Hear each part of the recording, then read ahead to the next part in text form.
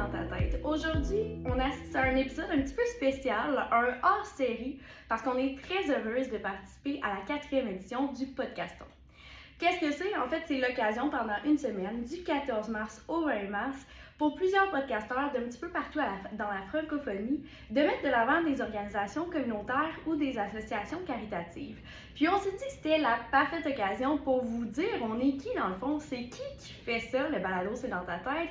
Eh bien, c'est l'organisme à but non lucratif Santé mentale Québec Chaudière-Appalaches. Avant de vous expliquer un petit peu plus davantage, on est qui, qu'est-ce qu'on fait concrètement, outre le balado c'est dans ta tête, je vais prendre quelques minutes pour me présenter parce que je suis consciente que pour certains et certaines d'entre vous, c'est peut-être la première fois que vous me voyez ou que vous m'entendez. Donc, je m'appelle Myriam Bélanger, je suis conseillère en communication et en promotion et prévention en santé mentale chez Santé mentale Québec Chaudière-Appalaches. Ce qu'il faut savoir par rapport à notre organisation, c'est qu'on a déjà 35 ans. Et oui, ça fait 35 ans qu'on a le plaisir d'aider les individus et les collectivités à créer, renforcer, développer leur santé mentale.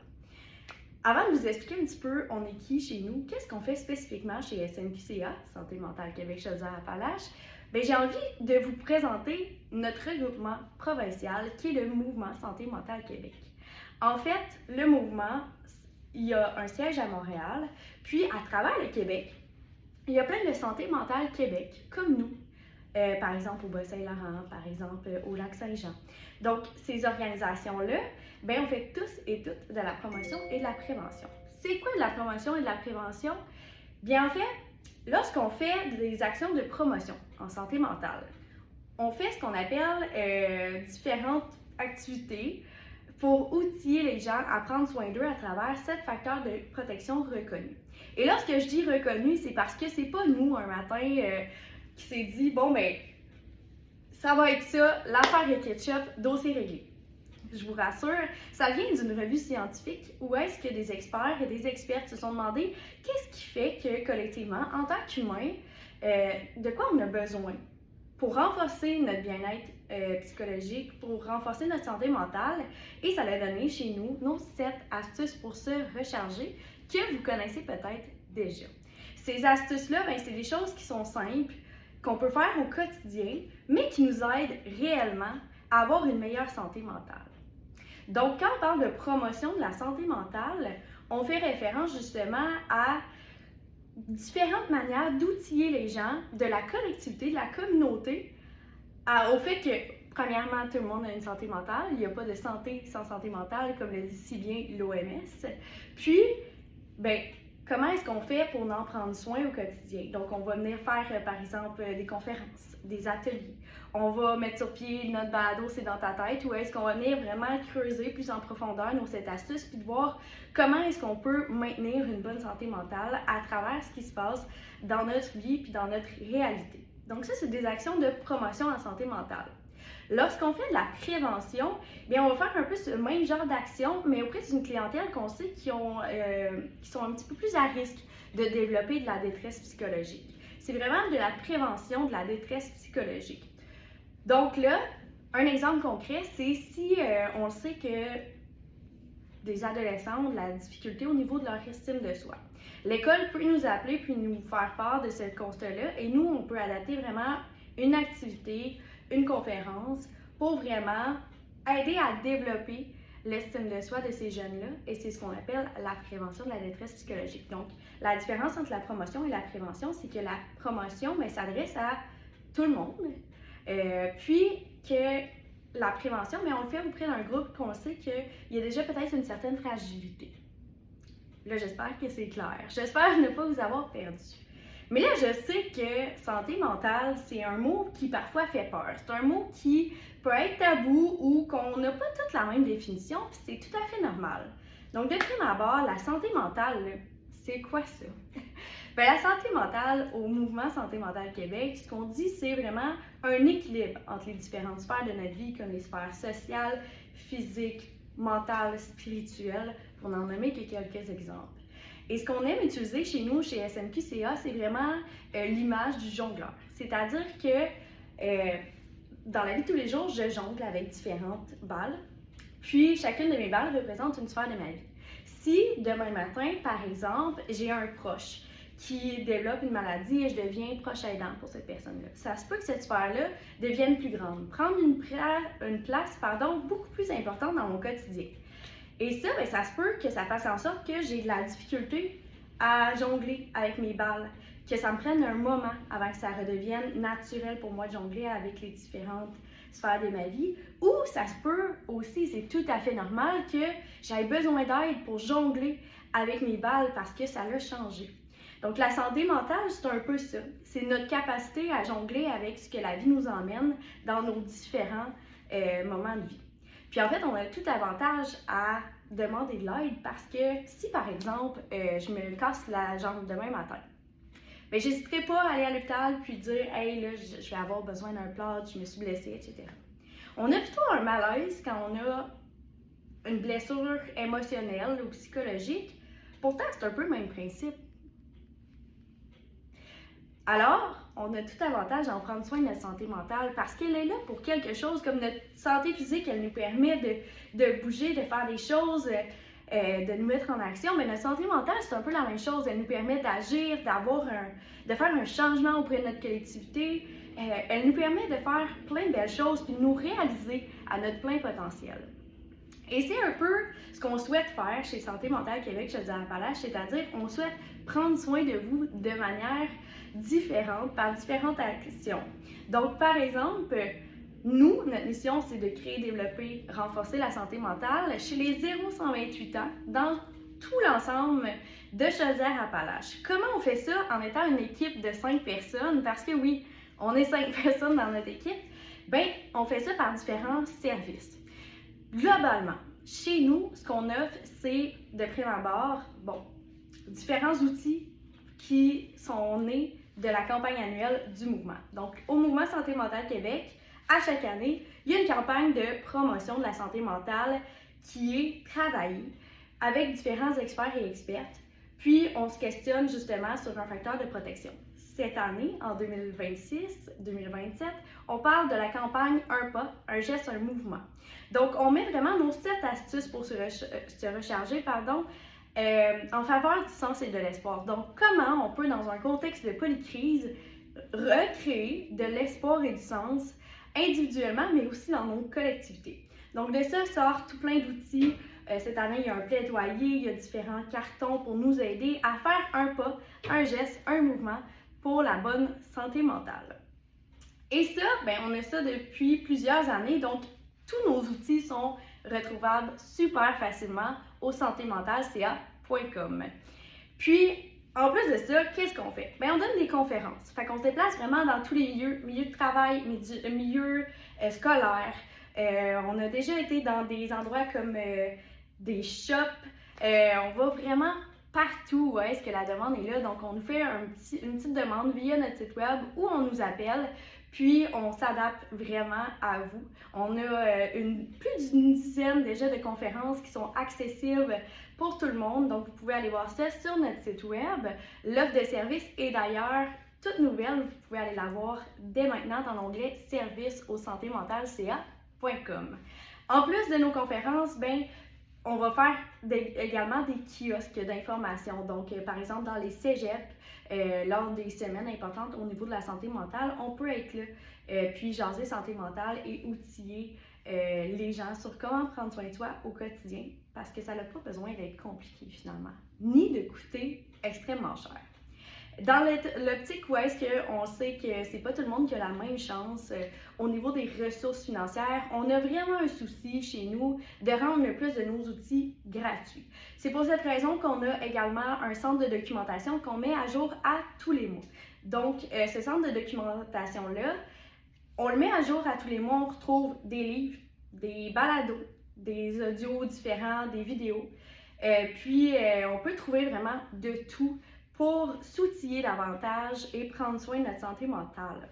En plus de ça, il y a notre balado C'est dans ta tête que vous écoutez en ce moment. Donc, à chaque mois, on reçoit un expert, une experte, mais aussi des personnalités connues. Où est-ce qu'on va creuser un petit peu plus loin? Donc, par exemple, le prochain épisode qu'on va sortir dans quelques temps, ça ne sera pas très long.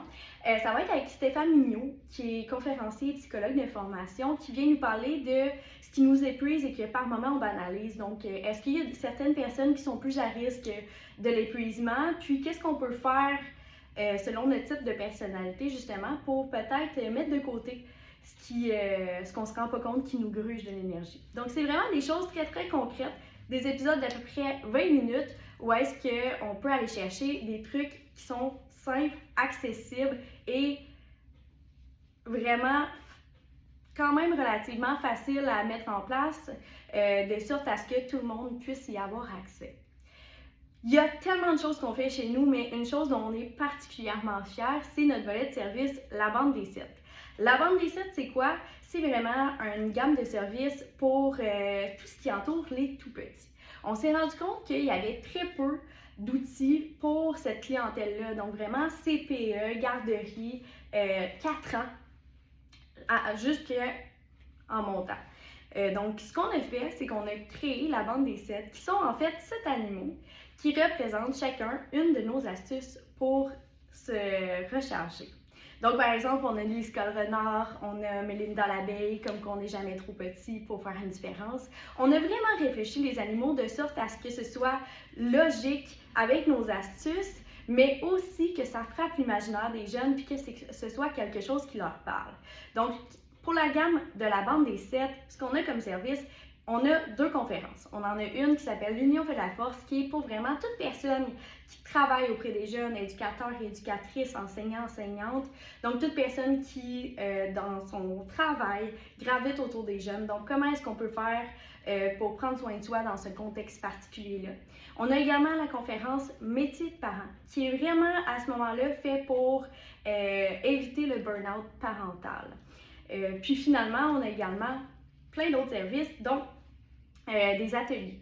Donc, Jeanne, l'exploratrice, qui a fait la connaissance de la bande des 7 pendant son voyage au Québec, vagabonde de milieu scolaire à milieu éducatif et va rencontrer les jeunes, va faire des ateliers concrets avec les jeunes sur comment prendre soin de leur santé mentale, toujours en gardant cette optique-là que ce soit accessible pour une clientèle de très jeune âge. Donc, c'est le fun parce qu'on vient travailler des compétences socio-émotionnelles chez les jeunes qui vont être travaillées à partir du premier cycle du primaire. Donc, on le fait juste un petit peu plus tôt avec un vocabulaire qui est vraiment adapté pour leur tranche d'âge. Donc, ça, c'est vraiment super, c'est vraiment bien reçu.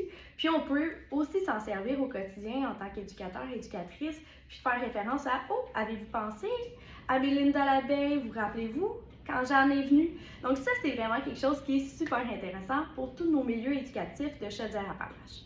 Sinon, on a aussi notre livre jeunesse qui est Jeanne et la bande des 7. Donc justement, une belle manière imagée de parler de santé mentale avec son jeune. C'est un beau premier pas, ça fait une belle continuité et on peut s'en servir de différentes manières. Donc on peut lire à l'heure du coucher par exemple en tant que parent, donc un chapitre. Il y a des chapitres par astuce, par soir. Ça peut aussi être un éveil à la lecture, donc un enfant qui commence à lire, c'est pas trop enfantin non plus. Donc on parle d'un livre là, qui est vraiment, qui se lit bien pour tous les tranches d'âge, puis ça peut être même utilisé là, jusqu'à 12 ans facilement là, parce que c'est pas trop enfantin, mais les mots sont juste choisis de sorte à ce qu'ils soient pas trop complexes pour que nos 3, 4, 5 ans puissent aussi bien comprendre et apprécier l'histoire. On a aussi, finalement, et non le moindre, nos trousses éducatives de la bande des 7. Ce qui est intéressant avec ça, c'est qu'on a vraiment pensé aux enseignants-enseignantes du milieu éducatif du Québec. Donc, dans ces trousses-là, c'est des trousses clés en main, avec différents types d'activités. C'est divisé en 3 catégories. Donc, moi, mon groupe, ma classe, et ma garderie, mon école. Donc, le moi, c'est le jeune qui est invité à faire une activité qui se fait quand même assez bien à son pupitre. Ensuite de ça, mon groupe, ma classe, c'est vraiment, ça inclut son petit groupe. Et ma garderie, mon école, ben, c'est des activités qui peuvent se réaliser avec les différents groupes d'âge qui sont là sur place. Donc, ce qui est intéressant avec ces trousses-là, c'est qu'elles sont pensées selon le référent équipe du gouvernement du Québec. Donc, on se parlait un petit peu plus tôt des compétences socio-émotionnelles qui peuvent être développées à partir du premier cycle du primaire. Bien, c'est vraiment ça. On s'est fié à ces référents-là pour vraiment venir commencer à semer une graine en fait, puis développer peut-être même un petit peu plus tôt ces compétences émotionnelles-là, mais elles peuvent aussi être utilisées dans une classe du primaire pour répondre à ces exigences-là du gouvernement. Donc c'est vraiment une ressource super intéressante et ce qui est plaisant avec cette trousse-là, c'est qu'elle est téléchargeable gratuitement sur notre site web, de sorte à ce qu'on puisse l'utiliser même lorsque on n'a pas nécessairement les sous pour faire une commande, pour les avoir aussi en version papier. Parce que oui, ce qui est le fun avec nos outils, c'est que la majorité d'entre eux, on peut vous les livrer directement chez vous. On a une petite boutique en ligne au santémentalca.com. Vous pouvez magasiner vos outils de promotion et nous, on vous envoie ça directement à votre porte. On a aussi l'option d'être membre chez nous, donc nos membres ils ont différents avantages. Pour le moment, on parle de nos membres partenaires, par exemple, qui sont des organismes à but non lucratif, ont accès à des rabais pour nos conférences, mais on a aussi nos membres individuels qui ont différents avantages, comme par exemple recevoir la nouvelle campagne annuelle directement à leur porte. Ils savent nos événements à l'avance. Plein de trucs comme ça. Finalement, je ne peux pas vous parler de SMQCA sans vous parler de l'infolettre. Notre infolettre Vivre mieux, on la fait justement à tous les mois. Et c'est là qu'on vient justement vous montrer c'est quoi nos nouveautés dans le centre de documentation. On vient vraiment parler d'une astuce plus spécifiquement. Fait qu'on va toujours creuser un petit peu plus loin, puis vous donner toujours les meilleurs outils, les outils les plus récents par rapport à cette astuce-là, ce qu'on est capable de trouver. On met ça à jour, puis on met tout notre cœur et notre passion au service de la promotion et de la prévention en santé mentale. Donc, c'est ça un peu pour nous. C'est sûr qu'il y a plein d'autres choses que je pourrais vous parler parce qu'on fait des tables de concertation, on fait des projets concertés, on aime ça rencontrer les gens, on aime ça travailler en collaboration, puis co-créer des trucs. Fait que nous, notre travail, c'est vraiment comme de propager un petit peu de bonheur partout finalement. Puis de raviver ces temps-ci un petit peu l'espoir dans une période où est-ce qu'on est en polycrise. Puis on le fait, oui, avec notre balado, mais aussi avec plein d'autres trucs. Et on le fait vraiment par passion parce qu'on y croit sincèrement toute l'équipe. C'est un peu ça pour l'épisode spécial d'aujourd'hui. Si vous êtes rendu jusqu'à la fin, laissez-nous un petit commentaire, Spotify, YouTube, peu importe la plateforme que vous nous écoutez, ça peut être vraiment plaisant. On aime toujours ça, jaser avec vous, fait n'hésitez pas si vous avez des questions, des commentaires à nous en faire part. Puis sur ça, on se retrouve très bientôt pour l'épisode avec Stéphane Mignot sur ce qui nous épuise et qu'on banalise.